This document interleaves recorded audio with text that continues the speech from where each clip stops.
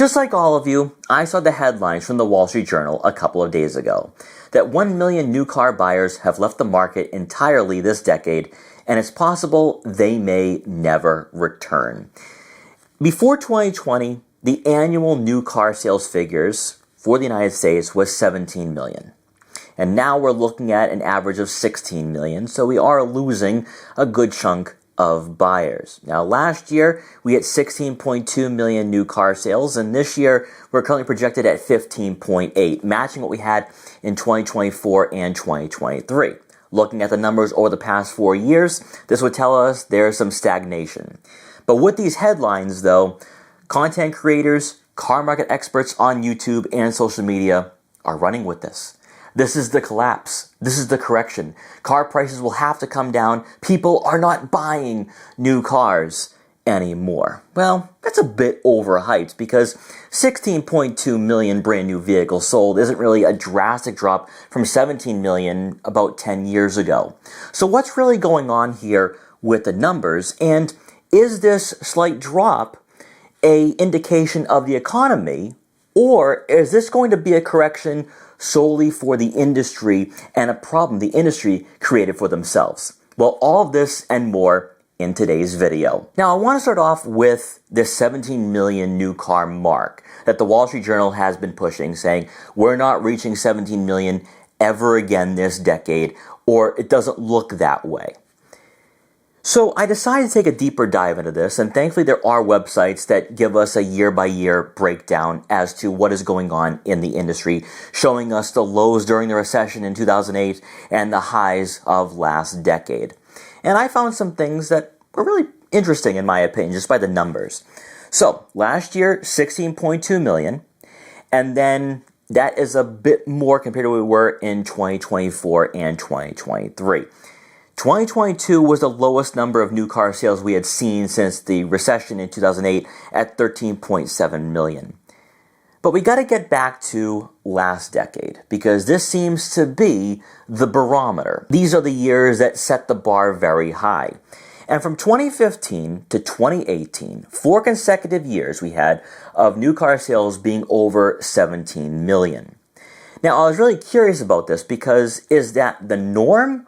Or was that just something we saw last decade? Well, thankfully, with Statista, they give us this graph going all the way back to 1976. All we're going to do is go back to 2000 because the last 25 years has really been mostly the same with some highs and lows, and most of us were alive to experience all of this. Believe it or not, in the automotive industry, considering the highs in the 2000s and then even where we are today, there's only 2 other years that hit over 17 million new car sales, and that was 2000 and 2001. So entering the new millennium, a lot of positivity, the market was soaring, things were looking great, and that carried all the way to 2007. But when you take a look at these charts, we didn't hit 17 million ever again until 2015. So after 2001, we didn't hit 17 million again until 2015, so that's a 14-year gap. Obviously, the recession does play a role in that, but it seems like, historically, the United States experiences somewhere between 16 and 17 million new car sales a year. And when you get to its highest of last decade, you take a look at 2019.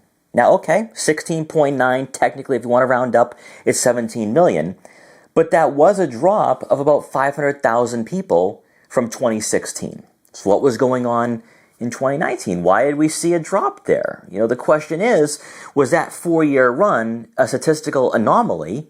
And also, is 17 million not sustainable over a long period of time? The last 25 years tells us that it's not sustainable.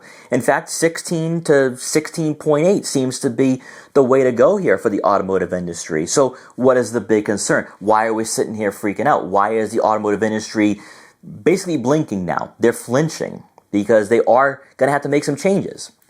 Well, looking at where we've been over the past 5 years, we've hit 16.2 once, or over 16 million once, and everything has been 15 million or so. Obviously, with the car shortages, price increases, price hikes, that did not help in 2021 and 2022, and 2022 shows that at 13.7. But we're now hitting a wall. We're hitting a barrier that I don't think many manufacturers, really anybody in the industry, thought we would reach. I mean, the good times have been continuing on. I mean, the stock market's high, everything's looking great. No sign of recessions in terms of the overall economy. So why is the car market not reflecting the stock market? Well, this is where it becomes an industry problem. What happened in 2019? Why is there a slight decrease in 2019? And what have we been experiencing the last 6 years? Aside from the pandemic, aside from inflation, aside from the lack of availability for brand new vehicles?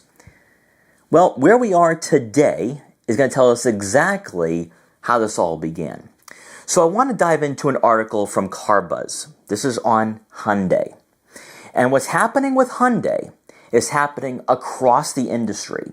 Now, we have heard from Ford over the past few months, we need to make more affordable vehicles. We need to make vehicles below $40,000. You have even luxury brands like Volvo saying, maybe we should have station wagons again. Buyers are looking at buying station wagons. Well, this article from CarBuzz really gives us a better picture as to what is going on and then would tell us why we are here. Over at Hyundai, sedans are on fire. Sales of the Elantra are up 7% in May, and the numbers for the midsize sedan Sonata were up 39%. These numbers are going to match what we're seeing from Toyota and Honda right now. Hyundai credits the gains to buyers looking at more affordable options, but a look at other spots in the brand's lineup suggests that might not be the whole story. With sales of the Elantra sedan up 7% to 16,800 units last month and up 4% to 64,660 units for the year, the compact sedan is doing business. It's not enough to catch the Tucson, Hyundai's bestseller, but it is enough to keep it in second place. The Elantra, the small compact sedan, is number 2 on the list for Hyundai in the US when it comes to sales volume. Not the Santa Fe, not the Palisade, not even the Kona. It is the Elantra. Sales of the hybrid especially were up 29%, setting a new May record for that model. Sales for the Sonata fired up 39% to 8,456 units in May and is up 8% to 30,000 units for the year. The Sonata hybrid sales are up 250% year over year, showing that buyers in that slightly larger sedan segment are desperate to save some fuel. However, Hyundai's cheapest model didn't do quite so well, which isn't much of a surprise here. Sales of the Venue, which at $22,650, including freight, is the cheapest new vehicle in the US, was down 27% to 3,159 units. The Venue isn't that great of a vehicle. I'm sorry. Pay the extra $5,000, get a Subaru Crosstrek, you'll be much happier. The Kona, which starts from around the same price as the Elantra and offers all-wheel drive, saw sales down 22% to just over 6,000 units. That is a huge surprise, because the Kona is a subcompact crossover that offers practicality and all-wheel drive, and yet buyers are looking at the Elantra. Hyundai isn't the only ones experiencing this too, because in fact Toyota with the Camry and Honda with the Accord are also seeing a nice boost in sales, and then on the luxury side, the Audi A5 and the BMW 3 Series, their sales numbers are up this year compared to the BMW X3 and Q5. There's a shift happening here. Hyundai Motor North America President and CEO Randy Parker told CarBuzz that we've definitely seen a shift towards affordability when talking about the sales results. The company told us that it is scaling up production of its sedans to help address that.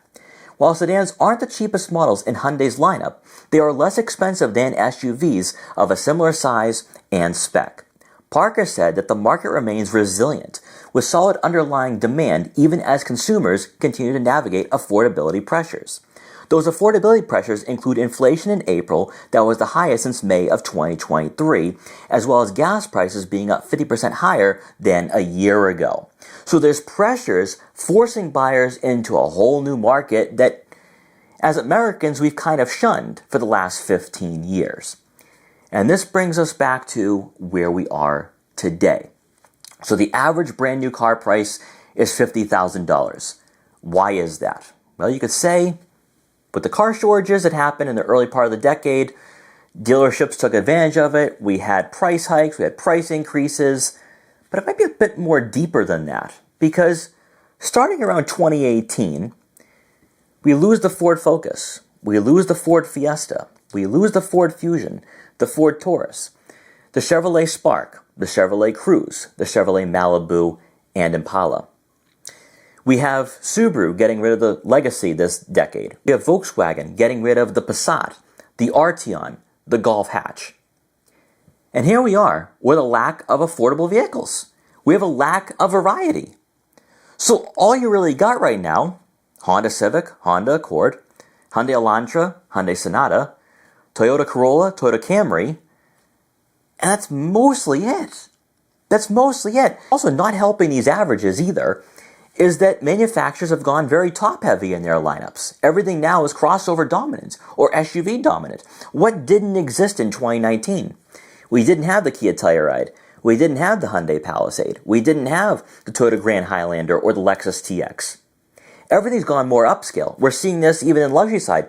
The BMW X7 didn't exist until 2019, and Audi's coming out with the Q9. This is definitely going to play around with the averages of brand new vehicles because everything is now top-heavy and large SUV dominant. And now we're seeing this shift back to affordable vehicles, compact cars, sedans. We're seeing a major correction. The question here, though, is, and this is mostly thanks to the Wall Street Journal article, is this the collapse? Is this the correction we've been waiting for? Has the market reached a point where they can't do this anymore? They can't handle expensive vehicles. They can't handle the high interest rates, and they're done. Well, 1 million buyers isn't a major drop-off. That is not even historically a large blip on the radar based off the last 25 years. To see something very strong, to see a drastic shift in the industry itself telling us the economy is weak, we would have to see sales below 13 million. At the very least for right now in 2026, you would need to see an additional 1 million buyers leave the market entirely, not just the new side, but the used side. You need to get sales down to see a major collapse or a major correction. And this is where I'm going to say the correction is going to happen on the manufacturer side. They created this problem, they're going to have to fix it because it's not an economic problem. Yes, you do have high interest rates, but high interest rates have happened before, back in the 80s and 90s. So it's not like we are in this new situation that's never happened before. The manufacturers are going to have to make a switch, much like we saw in 2008. What happened in 2008 with the recession? We had higher gas prices back then too, historically speaking, and you saw Hummer go away. You saw the large SUVs kind of go away. Everyone moved away from large SUVs. In fact, you were kind of made fun of for owning a vehicle like that, and everyone shifted to smaller cars. That's how we got the Ford Fiesta. That's how we got the Honda Fit. That's how we got these small econo boxes that I think now we all love and we all miss. So when I look at the numbers, when I look at what's happening in the automotive industry, the correction is going to be on the manufacturer side. Ford already knows this. They need to start making vehicles below $40,000 by getting rid of all their sedans. That opened up a huge spot. That opened up a huge weak spot for Ford, and the same with Chevrolet. They all thought crossover is going to be the way to go. But I think right now, looking at where Americans and what their buying habits are, they want affordability. They want fuel efficiency. And what vehicles can provide that? Sedans. Sedans can give you that. Hatchbacks can give you that. Also, hatchbacks can give you practicality. We are going to see buyers move in a whole new direction. And yes, we may never see 17 million new car sales happen ever again, or at least this decade. But the manufacturers, to get to that number, are going to have to start making new vehicles. And looking at it right now, what we have seen from GM, where Buick's going to bring back a sedan, Chevrolet's going to have a sedan. It's all happening. But the question is it happening fast enough? Also playing a role in this too, and there's a used side to all of this, a historical side this decade, why we have seen car prices stay exactly where they are. From 2020 to 2024, thanks to the pandemic and losing 3 months with the economy being shut down, we lost 5 million brand new vehicles per year due to chip shortages and part shortages, which means from 2020 to 2024, in total, we lost 20 million brand new vehicles. Those 20 million brand new vehicles would currently be in circulation right now, lowering used car prices and also easing the demand for new vehicles right now. Everyone's moving in the new car direction, and they're hitting that wall, they're hitting that barrier. I don't want to pay $50,000. I don't even want to pay $35,000 for what I'm seeing from manufacturers right now. But they don't really have much of an option, because with the used car side not having that availability when it comes to the inventory, they're stuck in the middle. And their choices are, we either wait this out and see what happens, we buy used, or we're just leaving the market entirely. And I think that's what we're seeing from at least 1 million car buyers per year. We're done. We're going to wait. We're going to wait this out. But there's also one other avenue that's opening up now, and that's sedans. That's small cars. That's hatchbacks.